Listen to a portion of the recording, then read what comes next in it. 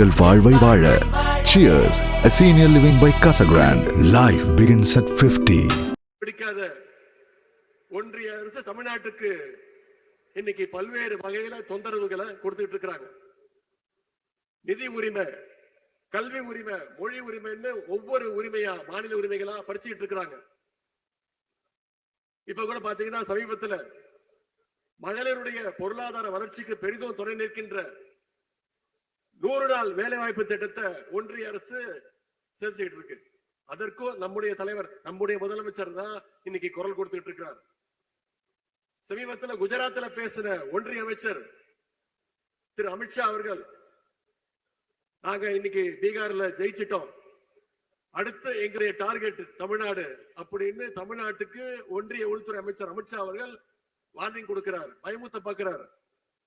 இங்க திரண்டிருக்கக்கூடிய லட்சக்கணக்கான மகளிர் முன்னாடி நாம உறுதியா சொல்ற, சுயமரியாதை மிக்க இந்த மகளிர் படம் இருக்கின்ற வரைக்கும் சங்கிகளால தமிழ்நாட்டுக்குள்ள தொட்டு கூட பார்க்க முடியாது. தமிழ்நாடு என்பது தந்தை பெரியார் அவர்கள் உருவாக்கிய சமத்துவ பூங்கா. இங்கே அமைதியும் சகோதரத்துவமும் மத நல்லிணக்கமும் தான் என்னைக்கும் நினைச்சு நிற்கும்.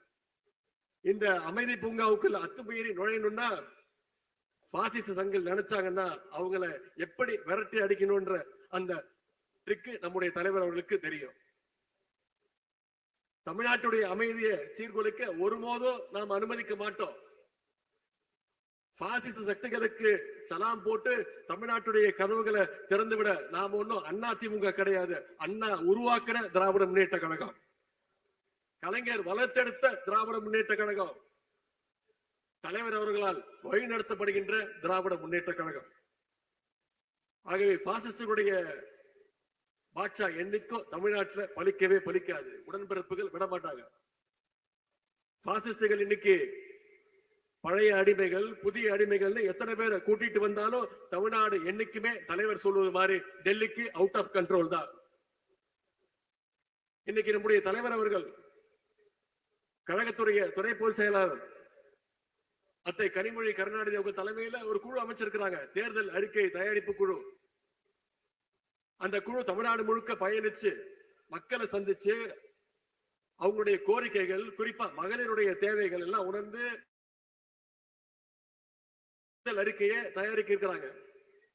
இன்னைக்கு திராவிட முன்னேற்ற கழகம் அந்த குழு அமைச்சு வந்து அண்ணா திராவிட முன்னேற்ற கழகம் போட்டிக்கு ஒரு குழு அறிவிச்சிருக்கிறாங்க, தேர்தல் அறிக்கை குழுன்னு. நான் அடிமைகளை பார்த்து கேட்கிறேன், எப்படியோ எங்களுடைய தேர்தல் அறிக்கையை பார்த்து காப்பி அடிச்சு நீங்க தேர்தல் அறிக்கையை விட போறீங்க. அதிமுக என்ன காப்பி பேஸ்ட் பண்ணாலும் பொதுமக்கள், குறிப்பா மகளிர், தமிழ்நாட்டு மகளிர் அவங்களை நம்புவதற்கு தயாராக இல்லை. ஏன்னா திராவிட முன்னேற்ற கழகம் தான் என்னைக்கும் சொல்வதை செய்கின்ற அரசாகவும் செய்வதை சொல்லுகின்ற அரசாகவும் நம்முடைய திராவிட மாடல் அரசு செஞ்சு காட்டி இருக்கு. பெண்களுடைய வாழ்க்கை முன்னேற வேண்டும் என்று அவர்களுடைய இடத்திலிருந்து யோசிச்சு பார்த்து உழைக்கின்ற இயக்கம் திராவிட முன்னேற்ற கழகம். எனவே தமிழ்நாட்டு மகளிர் எப்பொழுதுமே கழகத்தின் பக்கம் உறுதியா நிற்பீங்க. அதற்கு இங்க கூடியிருக்கக்கூடிய இந்த கடல் போல கூடியிருக்கக்கூடிய இந்த மாநாடு சாட்சி. வருகின்ற 2026 சட்டமன்ற தேர்தலில் மீண்டும் கழக அரசு அமைய இங்க இருக்கக்கூடிய மகளிர் நீங்க உங்களுடைய ஆதரவையோ உழைப்பையோ நீங்க கொடுக்கணும். அரசினுடைய சாதனைகளையும் திட்டங்களையும் உங்களுடைய நண்பர்கள், உங்களுடைய உற்றார் உறவினர்கள்ட்ட எடுத்து சொல்லணும். குறிப்பா எஸ்ஐஆர் திட்டத்தினால கிட்டத்தட்ட 1 கோடி வாக்காளர்கள் நீக்கி இருக்காங்க. வரைவு வாக்காளர் பட்டியல்ல உங்களோட பேர் இருக்கான்னு முதல்ல செக் பண்ணுங்க.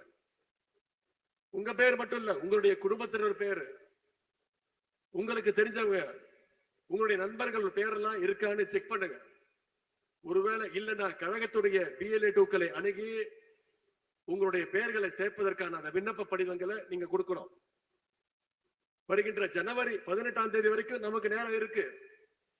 தகுதியான ஒரு வாக்காளருடைய பெயர் கூட விடுபட்டு கூடாது. குறிப்பா மகளிர், உங்களுடைய ஒவ்வொரு வாக்கும் மிக மிக முக்கியம். உங்க வாக்கு உங்களுடைய கடமை மட்டுமல்ல, அது உங்களுடைய உரிமை. 2026 தேர்தல் அடிமைகளையோ பாசிஸ்டுகளையோ மீண்டும் நாம ஓட ஓட விரட்டி அடிக்க வேண்டிய தேர்தல். 7வது முறையாக கழக ஆட்சி அமைக்கணும்னா 2வது முறையாக நம்முடைய தலைவர் மீண்டும் முதலமைச்சர் நாற்காலியில் உட்காரணும்னா இங்க வந்திருக்கக்கூடிய மகளிர் நீங்க அத்தனை பேரும் ஒரு சபதம் எடுத்தாக வேண்டும்.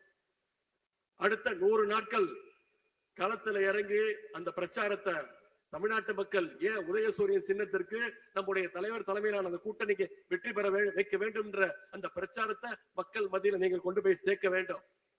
அதற்கு இந்த மேற்கு மண்டல மகளிர் அணி மாநாடு ஒரு அடித்தளமாக அமைய வேண்டும் என்று கேட்டுக்கொண்டு வெல்வோம் 200 படைப்போம் வரலாறு என்று கூறிக்கொண்டு இந்த வாய்ப்புக்கு நன்றி கூறி விடைபெறுகின்றேன். நன்றி, வணக்கம்.